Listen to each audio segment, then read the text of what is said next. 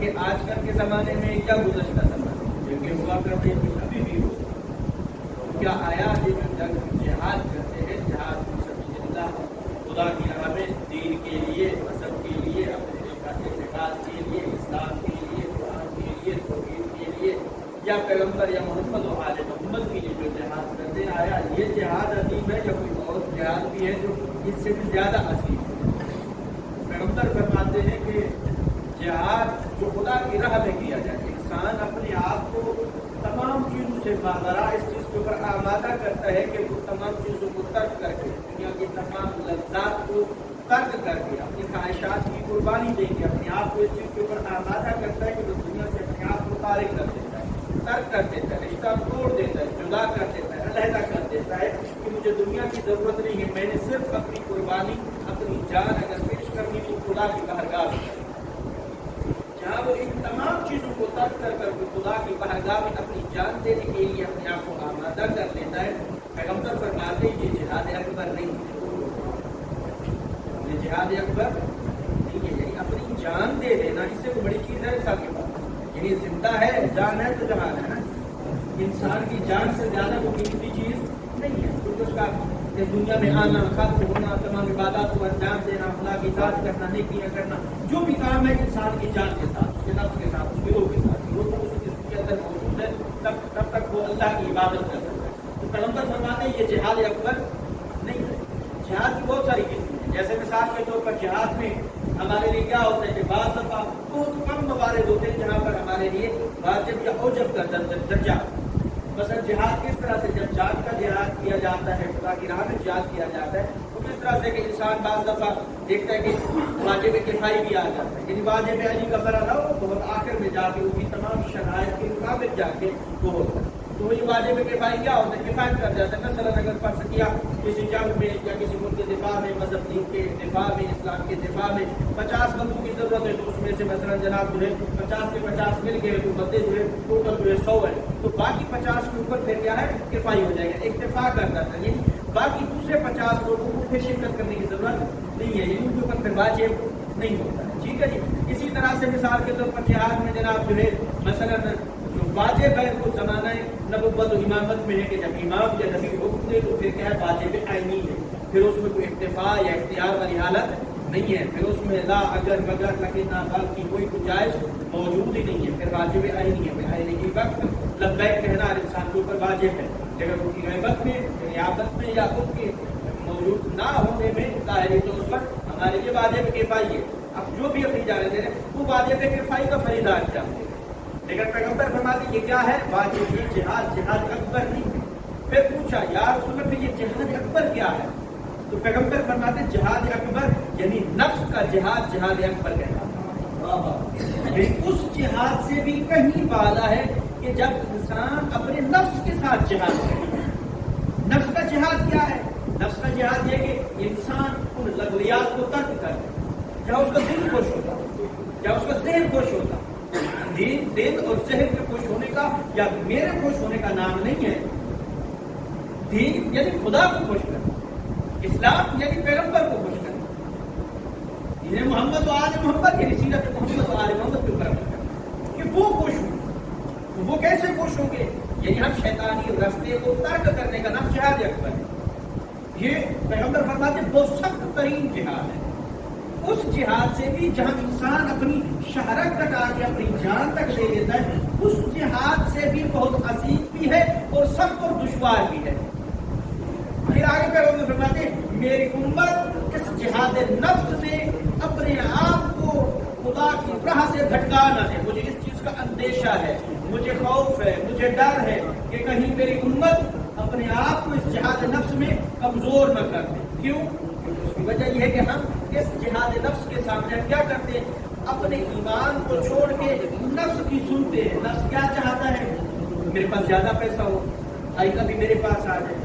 تیجے کا بھی میرے پاس آ جائے کھانے والا بھی میرے پاس آ جائے وہ چودھری خان والی گاڑیاں بھی میرے یہ نفس کی خواہشات ہے پیغمبر فرماتے ہیں کہ اس کے خلاف جانا ہے جہاں انسان کی خواہشات ہے اس کے مقابلے یعنی اس کا رستہ اس طرف ہے تو آپ نے اس طرف جانا ہے اور یہ جہاد پیغمبر جب فرما رہے آسان نہیں ہے تو اس کا مطلب یہ ہے کہ پھر اس جنگ سے زیادہ اس کے ساتھ جنگ کرنی پڑے پھر اس کے لیے اپنے آپ کو آمادہ کیسے کیا جائے گا؟ نفس اور انسان کے نفس کی کئی قسمیں مفسرین نے بیان کی. نفس امارہ ہے، نفس لوامہ ہے، ٹھیک ہے، نفس مطمئنہ ہے. تو یہ جو نفس مطمئنہ ہے یہ انسان کو کس مطلب پہ حاصل ہوگا؟ میں خبر فرماتے ہیں نفس مطمئنہ کو حاصل کرنے کے لیے انسان سب سے پہلے عبادت میں پختگی پیدا کرے. یہاں پر اللہ رب العزت نے کہا کہ کون سا انسان ہے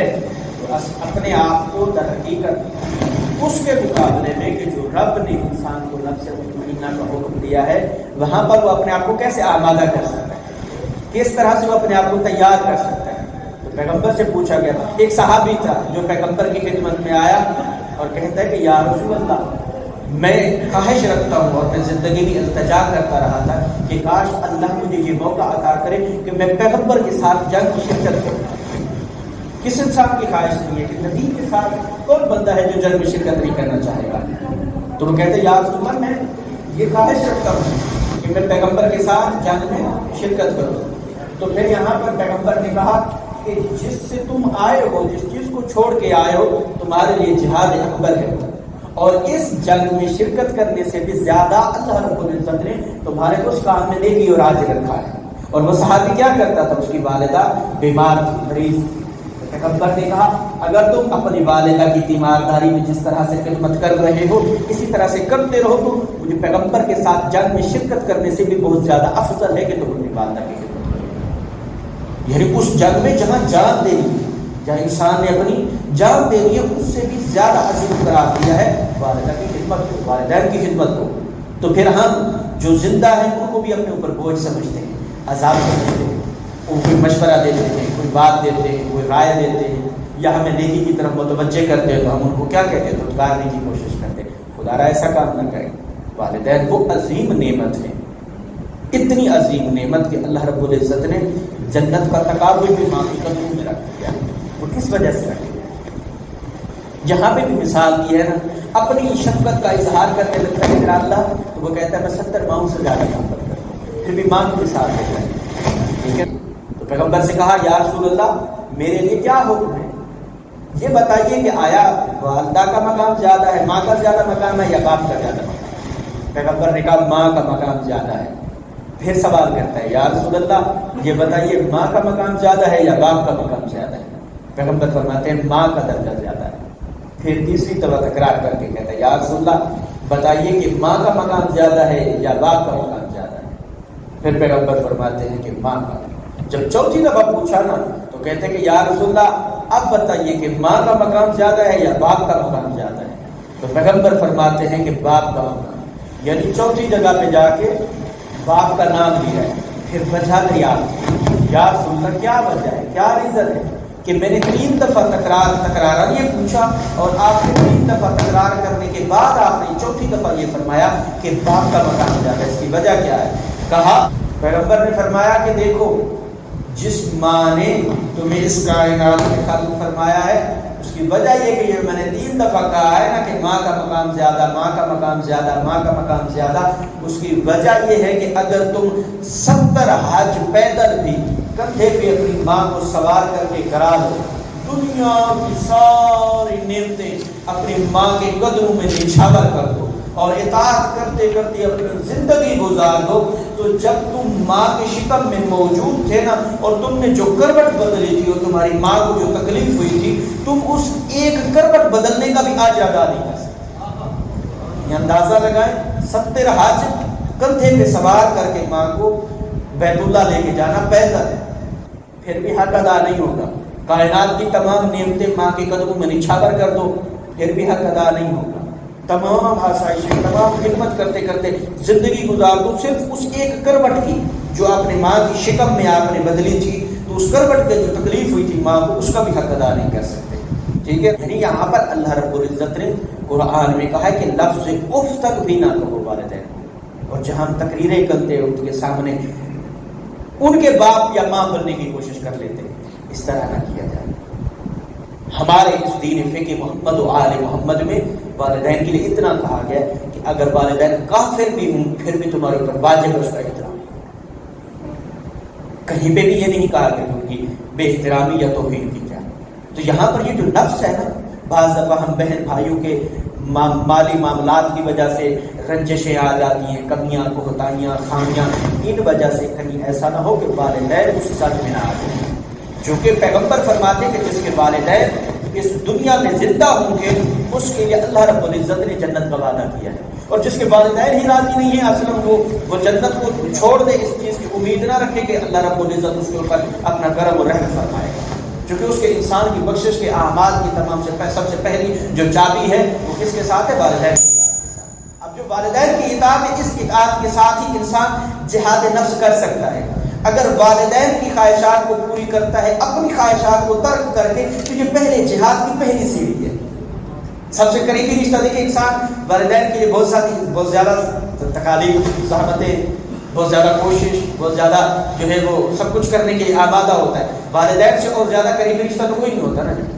کوئی بھی اولاد بھی ہو، کچھ بھی ہو، والدین سے زیادہ کوئی رشتہ نہیں ہوتا۔ لیکن اس کے باوجود بھی جس والدین کے لیے یہ ہم اس جہاد اکبر کی ابتدا کر رہے ہیں، پیغمبر پر پہلی سیڑھی ہے، پہلا زینہ ہے، یہاں پر اپنی خواہشات کو پیچھے چھوڑ کے ان کی خواہشات کو مقدم رکھنا جو دین کے حدود اور دائرہ شریعت محمد و آل محمد سیڑھی کیا ہے کہ انسان ان اعمال تک اپنے آپ کو پہنچا سکتا ہے، اور اس کے ساتھ ساتھ جہاں پر اس جہاد نفس کو ہم نے اپنی زندگی میں لاگو کرنا ہے، پیغمبر فرماتے ہیں ان اعمال کے ساتھ اور اس سیرت کے ساتھ کہ انسان تقوی الہی کے ذریعے جہاد اکبر کر سکتا ہے۔ جہاد اکبر یعنی نفس بالجہاد، یہ جہاد نفس جو ہے یہ انسان کو نفس امارہ سے محفوظ رکھتا ہے، نفس لوامہ سے محفوظ رکھتا ہے۔ کس طرف لے کے جاتا ہے؟ نفس مطمئنہ کی طرف۔ یہ نفس مطمئنہ کیا ہے؟ جہاں پر انسان خدا کے قرب کو حاصل کرنے کی کوشش کرتا ہے، وہ خدا کا قرب ہر زاویے میں ہو سکتا ہے، مال دے کر بھی خدا کا قرب حاصل کیا جا سکتا ہے، جان دے کر بھی خدا کا قرب حاصل کیا جا سکتا ہے، کسی مومن کا احترام کر کے بھی خدا کا قرب حاصل کیا جا سکتا ہے، والدین کی خدمت کر کے بھی انسان خدا کا قرب حاصل کر سکتا ہے، اپنے واجبات کو ادا کر کے بھی خدا کا قرب حاصل کر سکتا ہے، ہمسایوں کے حقوق کو ادا کر کے بھی انسان خدا کا قرب حاصل کر سکتا ہے، حرام کاموں کو ترک کر کے بھی انسان خدا کے قرب کو حاصل کر سکتا ہے، ریاکاری کو ترک کر کے بھی انسان خدا کے قرب کو حاصل کر سکتا ہے، قرآن کو تدبر و تفکر کے ساتھ پڑھ کر بھی انسان خدا کے قرب کو حاصل کر سکتا ہے۔ یعنی ان تمام کاموں کو ترک کرنا جس کے اوپر شیطان راضی ہوتا ہے، ان کو ترک کرنے کے ساتھ ہی انسان خدا کے قرب کو حاصل کر سکتا ہے، اور رحمان کے حکم کے اوپر اطاعت کرنا ہی نفس الجہاد ہے۔ کہ انسان اپنے اس نفس کو، کہ حتیٰ بعض روایات کو ملتا ہے کہ جب آپ کو قبر میں دفن کر دیا جائے گا، یہ نفس جو آپ کے ساتھ ہے، جب انسان خلق ہوتا ہے وہ نفس ایک نور کی صورت میں ہوتا ہے۔ صادق آل محمد فرماتے ہیں جیسے انسان کی زندگی بڑھتی رہتی ہے، صادق آل محمد فرماتے ہیں جیسے اس کی زندگی بڑھتی رہتی ہے، جیسے اس کی قامت و نفس بڑھتا رہتا ہے، اسی طرح سے یہ نفس اللہ رب العزت نے یہ بھی اسی طرح پروان چڑھتا رہتا ہے۔ لیکن اس کی غذائیں دو ہیں، دو کس طرح سے کہ انسان اگر نیکیاں کرے تو اس نور کی جو روشنی ہے، نورانیت ہے، اس میں اضافہ ہوتا ہے، اور اگر برائیاں کرے تو وہ نور مدھم ہوتے ہوتے ہوتے اتنی تعریف ہو جاتا ہے کہ جب قبر میں جاتے اپنے نفس سے وہ ڈر رہا ہوتا ہے، اپنے نفس سے، اور وہی نفس اس کو متوجہ کر کے کہے گا کاش کہ تو دنیا میں کچھ کر دیتا، اور وہی انسان پھر کہے گا یا لیتنی کنت ترابا، اے اللہ کاش میں مٹی ہوتا، میں انسان نہ ہوتا، کہ میں نے تیری اطاعت نہیں کی ہے۔ اور معصوم فرماتے اس دن سے ڈرو کہ جب تم اس حالت اور اس لمحے میں مرو گے کہ قبر میں پہنچ کر تم یہ کہنے والے ہوگے اے اللہ میں تو توبہ کرنے لگا تھا اور تمہیں وہ توبہ کی توفیق نہیں دی، اور تم قبر میں اپنے آپ سے مخاطب ہو کے اپنے نفس سے یہ کہو گے میں تو وہ فلاں برائی چھوڑنے لگا تھا۔ تو پیغمبر یہاں کہنا کیا چاہتے ہیں؟ معصوم فرماتے یہاں پر مقصد یہ کہ جب تم برائی کو ترک کرنے کا ارادہ رکھتے ہو پھر فوراً ترک کر دو، اس میں تاخیر نہیں کرو، نہیں پتا اگلے لمحے میں تم اپنے آپ کو زندہ پاؤ یا نہ پاؤ، ہر اس آنے والے لمحے کو انسان آخری لمحہ سمجھ کر خدا کی اطاعت میں زندگی گزارے۔ اگر کہیں پر کوئی کوتاہی، کوئی لغزش، کوئی کمی پیشی ہو گئی ہے، وہاں پر انسان اپنے آپ کو متوجہ کر کے خدا کی بارگاہ میں مغفرت طلب کرے، پناہ مانگے اس اللہ سے کہ اے اللہ میں نے تیری نافرمانی کی ہے، میں شیطان کے بہکاوے میں آ گیا تھا۔ کہ جہاں پر انسان واپس پلٹے گا تو یہ جو واپس پلٹنے کا عمل ہے اس کو توبہ کہتے ہیں۔ توبہ بھی وہ ہو جو توبہ نصوحہ ہو، اس طرح والی توبہ نہ ہو کہ اس کے اوپر ظلم کر لیا پھر توبہ کر لی، اس کا مال کھا لیا پھر توبہ کر لی، اس کی توہین کر لی پھر توبہ کر لی، کسی کے اوپر ٹوٹ کر لیا پھر توبہ کر لی، یہ والی توبہ نہیں۔ तौबा तौबा नसूहा हो, जो खुदा के साथ इंसान अहद करे, वादा करे, ऐ अल्लाह तेरी जात के अलावा किसी की इताअत नहीं करूंगा, तेरी जात की वजह से उसकी भी इज्जत करूंगा जो मुझे पसंद नहीं है, क्या पता शायद वो तुझे पसंद हो। अल्लाह कहते हैं इस वजह से उस मोमिन की, उस मुसलमान की इज्जत कर, उस इंसान की इज्जत कर, क्योंकि इंसान को मैंने मलाइका से भी अफसर किया है, फिर अपने आप से उसे कमतर क्यों समझ रहा है। जिस इंसान को मैंने फरिश्तों से अफसर खल्क किया है, उस इंसान की फिर तुझे किसने हक अदा किया है कि तू उसकी तौहीन करे, तू उसकी जो है वो इज्जत नफ्स के ऊपर हमला करे। इंसान जिहाद नफ्स के साथ उस अल्लाह के कुर्ब को किस तरीके से हासिल कर सकता है, मेरा अल्लाह कहते हैं मुसल्लम रिवायात में मौजूद है। अल्लाह रब्बुल इज्जत फरमाते हैं, ऐ इंसान जब तू मेरी इताअत करता है ना, मेरी फरमाबरदारी करता है, इबादत में आके गिड़गिड़ा कर मुझे अल्लाह से मांगते है ना, मैं अल्लाह इतना खुश होता हूँ, तेरे कौन का मुंतज़िर रहता हूँ। क्या है इंसान, तू मुझसे एक दफा मांग के तो देख, मैं अपने सारे रहमत के दरवाजे तेरे ऊपर बेकरार खोल दूं। वो अल्लाह इंतजार करता है। और मैंने पिछले कई गुफ्तगू मैंने आज किया, अल्लाह रब्बुल इज्जत मुंतज़िर रहता है। जब आप कहते हैं ना या अल्लाह, अल्लाह 3 दफा, खुदा की कसम, इस जुमले से इतने भी लुत्फ उठाने बहुत करते हैं कि खुदा रब्बुल इज्जत इस कायनात का मालिक है, वो कहता है या अब्दी मैं हाजिर हूँ, ऐ मेरा बंदा मैं अल्लाह हाजिर हूँ तेरे लिए। इससे और बड़ी क्या चीज चाहिए इंसान। खुदा मुंतज़िर रहे कि मेरा बंदा मेरी तरफ आके मांग तो सही,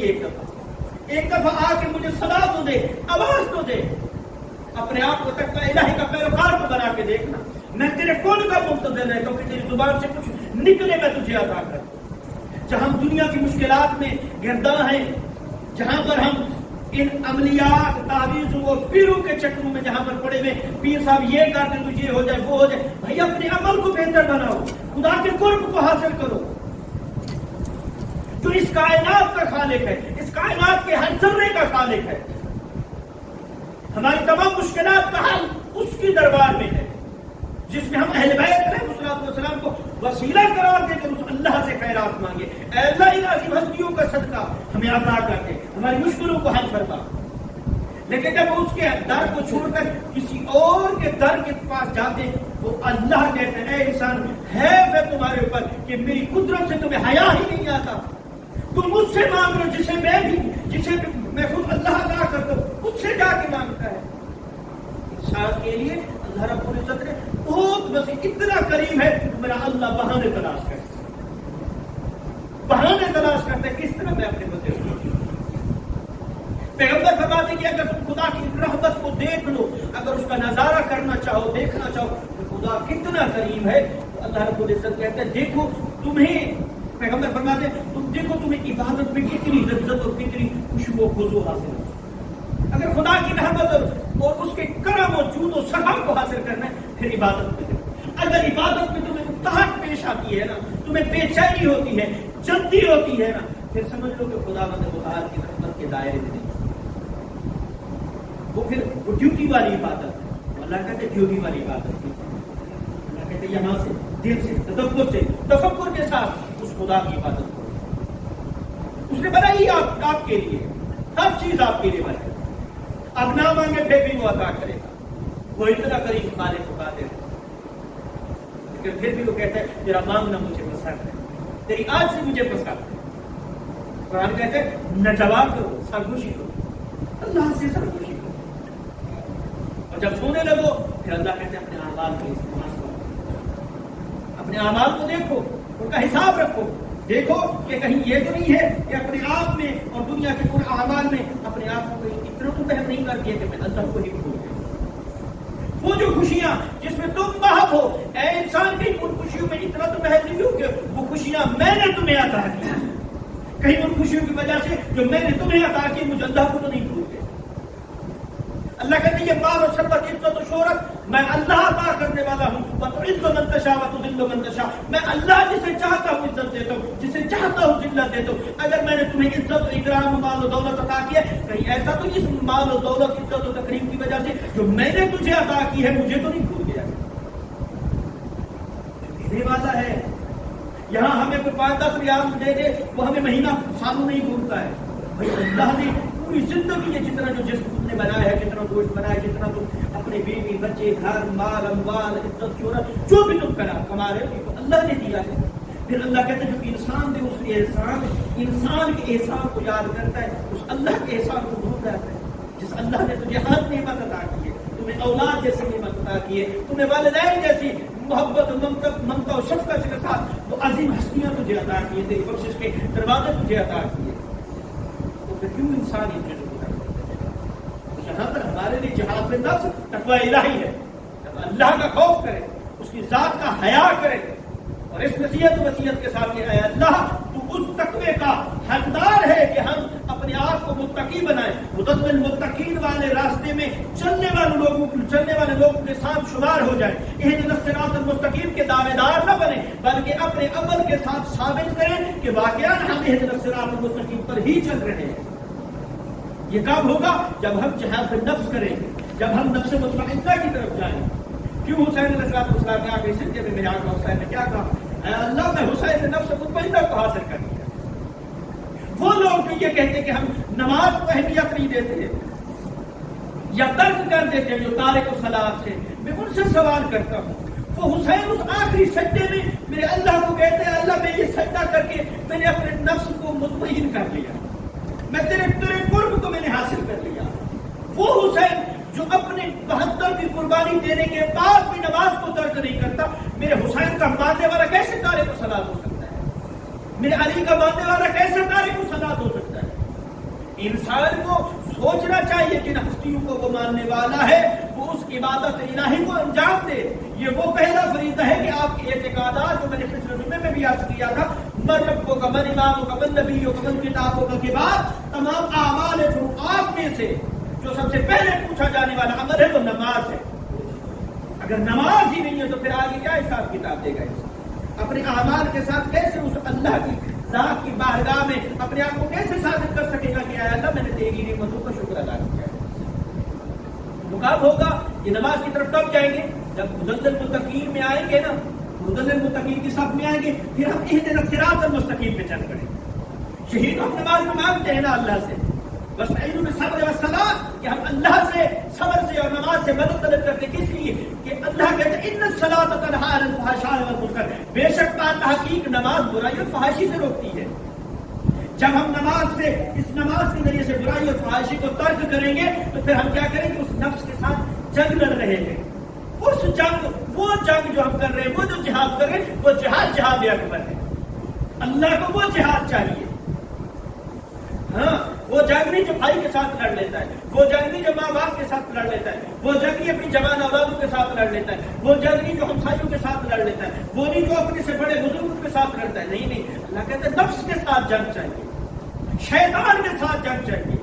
یہ جو نفس ہے، نفس میرے کا دو قسموں کا ہے نا، ایک نفس امارہ، ایک نفس مطمئنہ. یہ نفس امارہ جو یہ شیطان والا نفس ہے، یہ جو نفس مطمئنہ یہ رحمان والا نفس ہے نا. پھر اللہ جو نفس امارہ کے ساتھ جنگ کرنے کا جہاد کرنے کا حکم دے رہا ہے، اس کا مطلب یہ کہ میرے رب یہ کہتے ہیں شیطان کے ساتھ جنگ لڑو. اگر یہ شیطان کے ساتھ جنگ لڑ کے تم جیت گئے تو پھر نفس مطمئنہ کے مالک ہو، اور جب نفس مطمئنہ کے مالک بن جاتے ہو تو پھر میرا اللہ بھی حسین کو کہتے ہیں کہ بذات اللہ کا وارث بن گیا ہے. ہاں، پھر اس سجدہ عبادت کے ساتھ جب انسان نفس مطمئنہ کو حاصل کر لے گا، میرا اللہ کہتا ہے وہ حسین ہو یا حسین کا ماننے والا ہو، میں اللہ نے وہ تمام نعمتیں بنائی ہی اس کی. امام زمانہ بابا سے بلند تر صلوات.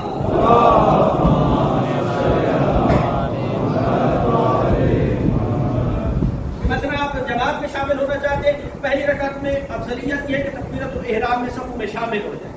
افضل ہے. پیغمبر فرماتے ہیں کوئی شخص 70,000 اونٹ سونے کا خدا کی راہ میں صدقہ کر دے، اس کا جو اجر ہے اس سے کہیں زیادہ تکبیرۃ الاحرام کا جو نماز جماعت میں کی جاتی ہے اس کا اجر زیادہ ہے. پہلی رکعت کا یہ جو تکبیرۃ الاحرام ہے، یعنی تکبیرۃ الاحرام کی جو پہلی رکعت کی ہے آپ تکبیر بلند کرتے ہیں نا، تکبیر اولا، اس کا ثواب 70,000 سونے کے اونٹ خدا کی راہ میں صدقہ کرنے کے اجر سے بھی کہیں سے زیادہ اس تکبیر کا ثواب، اس سے اور بڑا کیا ثواب؟ ٹھیک ہو گیا جناب؟ یہ ہوگا ایک مرحلہ. یہ آپ انہی الفاظ کے ساتھ خدا متعال سے دعا کرتے ہیں کہ اللہ رب العزت ہمیں یہ توفیق عطا فرمائے کہ ہم تقوی الہی کے ذریعے اس اللہ کی اطاعت کر سکیں اور اپنے آپ کو پابند کریں کہ ہم اس اللہ رب العزت کو اس چیز کے اوپر اپنے اعمال کے اوپر راضی کر سکیں کہ جس کا تقاضا اللہ نے کیا کہ ہم تقوی الہی کو اختیار کریں، ہم متقی بنے، پرہیزگار بنے، پیروکار بنے، اتباع محمد و آل محمد کریں اور سیرت محمد و آل محمد پر اپنے آپ کو چلانے کی کوشش کریں اور اپنے بار میں آقا حجت خدا کی معرفت و بصیرت حاصل کرنے کی توفیق عطا کریں، اپنے آپ کو بھی اور اللہ سے بھی یہ توفیق طلب کریں کہ اللہ تو بھی ہمیں یہ توفیق عطا کر کہ ہم اپنے آقا و مولا کی معرفت اور بصیرت جو ہے وہ حاصل کر سکیں تاکہ ان کے لشکر میں شامل ہو سکیں۔ بسم اللہ الرحمن الرحیم، اللہ احد اللہ الصمد لم یلد ولم یولد ولم یکن له کفوا احد۔